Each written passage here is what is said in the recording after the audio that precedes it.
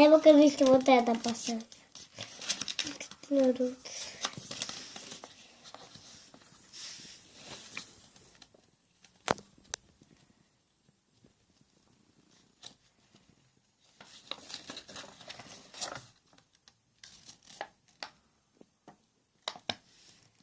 А это? Па, думаю, это сфоткаем, да? Угу. С этой стороны, да?